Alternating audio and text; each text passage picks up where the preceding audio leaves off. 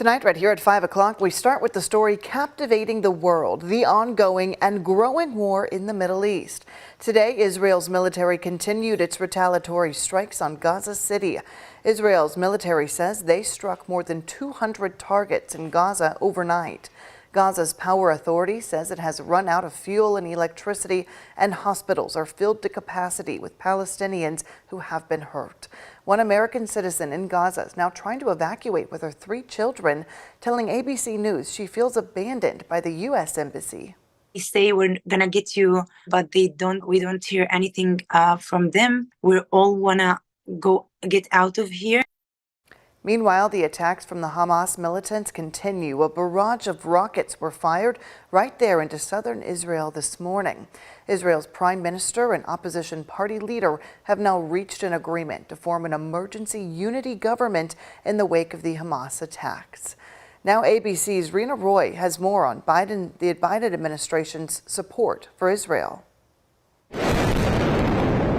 As the crisis deepens in the Middle East, with both Hamas militants and Israel Defense Forces continuing their attacks, the Biden administration saying they'll do whatever it takes to stand by Israel. My commitment to Israel's security and the safety of the Jewish people is unshakable. President Biden speaking with Israeli Prime Minister Benjamin Netanyahu again Wednesday morning. We have to be crystal clear. There is no justification for terrorism. Meanwhile, the Washington Post capturing the acting U.S. ambassador to Israel getting emotional. I'm just it's emotional being here as a mom, especially, and hearing the stories of children who were killed and abducted from here.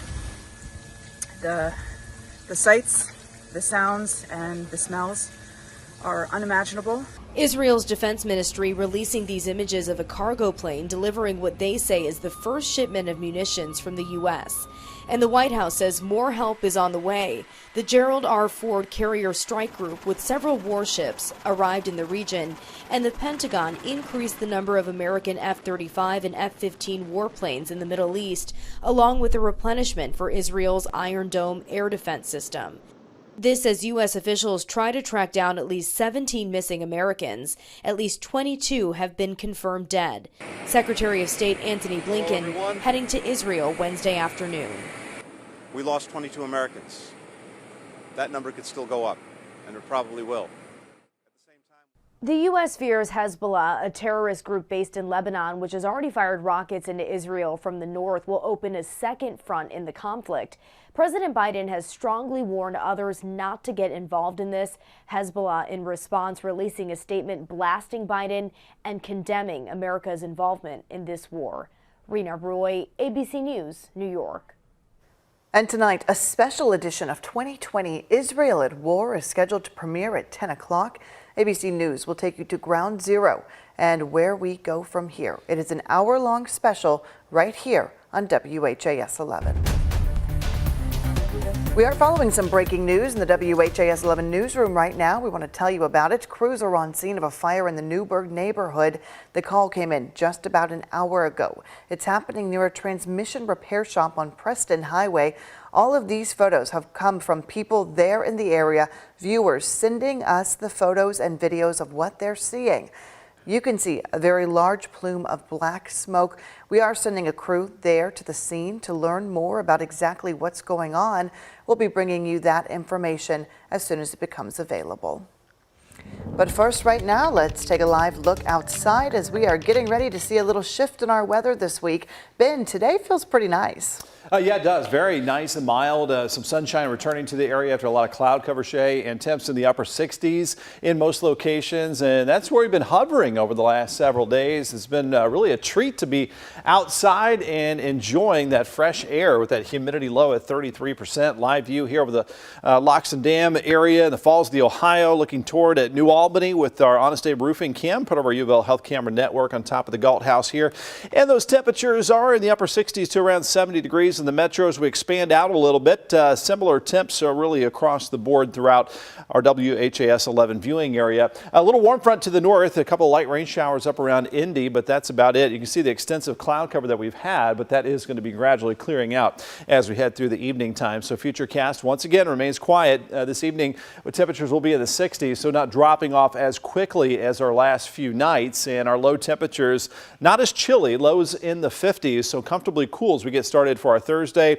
A south breeze and that sunshine puts our temperatures about 10 degrees above normal, in the upper 70s and lower 80s for tomorrow afternoon. So nice and warm. So not as chilly, low temperature at around 57, into the 70s at lunchtime tomorrow, and mostly sunny with our high up to 82 degrees. Now Friday is going to stay warm, but we are still planning out some big changes for this weekend. So November-like weather on the way. I'll show you what that exactly means coming up in the 7-day forecast in a few minutes. Shay. All right, Ben, thank you very much. Now to southern Indiana, where tap water is still cause for concern. Many people tell us they don't feel comfortable drinking it.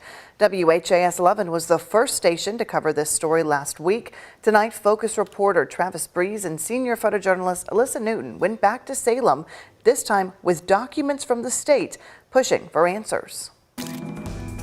While we have been covering the Salem water story for about a week, many residents say that they've had issues for over a year. We found that the city is under a court order from the state to address many of these issues. A lot of residents are hoping that the city begins to take it more seriously. And then there's days when it's about as dark as my skin. Bob Fletcher says it's a guessing game every day what color his water will be. That little swig of water I took out of that jug just now, that's the first time I've taken a drink of water out of this house in at least a year. He and many others only use the water for essential tasks like showering and washing dishes. We got these photos from others around town showing discolored water going into water filters, in cups at restaurants, and in bathtubs. Are you worried about health effects just from showering and dishes? I mean, it might be slowly hurting me and me just not know it. The Indiana Department of Environmental Management told us this is caused by sediment buildup in an old low-pressure water main. It says both the city and state are aware of the problem and working on it. But this is just the surface of the issue. I thought, what's this? I got to reading this and I'm like, there's no way. With last month's billing cycle, the city sent out its 2022 annual report admitting it had not done all required tests and had not fully notified the public for over 2 years. Did it feel like kind of just the city just like dropping a bomb? Yeah. Absolutely, yeah. An IDEM spokesperson said the issues in this report led to the city being under a court order in November of last year to notify the public quicker and pay roughly $8,000 in fines. We are awaiting a follow-up response about how Salem has complied with that order. Somebody's got to stand up, and it's not about me, it's about the entire community. Take a stand and say, hey, this is the problem. It needs to be fixed. We're tired of excuses. Get it done. The city has not answered any of our specific questions about issues mentioned in any of these reports, but Mayor Justin Green did give us an updated statement today saying, quote, "The safety and health of our residents are a top priority for the city of Salem. We work closely with IDEM and its engineers, and notifying about the issues that impact our city is also a priority. The city of Salem is here to address our residents' questions and concerns." In Salem, Travis Breeze, WHAS 11 on your side. All right, Travis, thank you. The Indiana Department of Environmental Management says it is going to Salem soon for a technical assistance visit.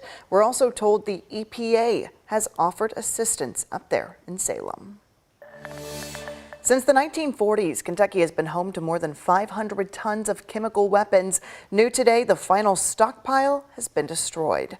The last remaining rockets were stored at the Bluegrass Army Depot in Richmond, Kentucky. Senator Mitch McConnell was there today, recognizing the team who did the work. The facility was built with the purpose to destroy the weapons back in 2015. It finally completed that this last July. Senator McConnell emphasized at the event today, these type of weapons have no place in the modern world. Nearly 3 decades ago, America made a promise never again to deploy or produce chemical weapons and to destroy our existing stockpiles. This past July, as everyone knows, when Bluegrass Army Depot safely and securely destroyed the final nerve agent rocket in our arsenal, we made good on that promise. They destroyed the weapons through neutralizing destruction technology and static detonation chambers, all built at the Bluegrass Chemical Agent Destruction Pilot Plant. Last night, Louisville saw 4 shootings that killed 2 people and hurt 3 others. The first of those 2 homicides happened not far from Churchill Downs. Right before 5 o'clock, police responded to Thornberry Avenue, where they found a teenager who had been shot. He was taken to the hospital and he did not survive.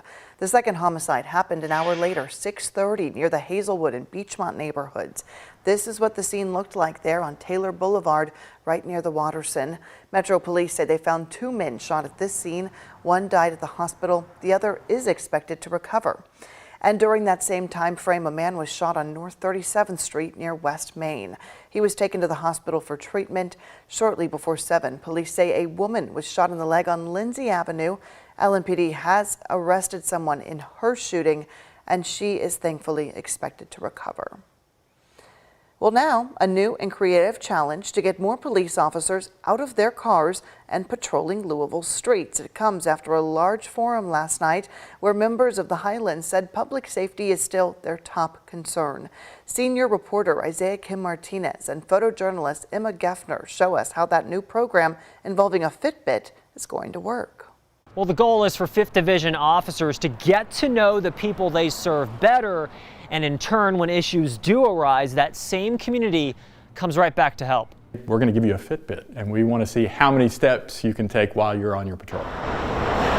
It's the latest step toward what city leaders hope will make for a safer Frankfort Avenue and Bardstown Road, especially late at night. And the officers who literally take the most steps weekly will soon get rewarded with comped meals from local restaurants and gift certificates. And we're trying to have fun with it. Metro Councilman Andrew Owen and other council members representing neighborhoods like the Highlands, Clifton, and Crescent Hill have divvied up more than $3,000 from their district offices to fund this new initiative. The challenge aims to slowly but surely get back to a time when in-person interactions were common. One-on-one contact, officers visiting in and out of businesses and taking a pulse of the community. Folks like Aaron Gavan, president of the Highlands Commerce Guild, believe it'll mean more tips from the neighborhoods to LMPD and increase safety overall. 20 Fitbits are on order right now, with Metro Police looking to get their officers out and about with them soon. In Louisville, Isaiah Kim Martinez, WHAS 11 on your side. LMPD declined to do an interview on this today, saying they'd rather discuss it after the program gets started. But in a release previously, they said they were excited to take part in the opportunity.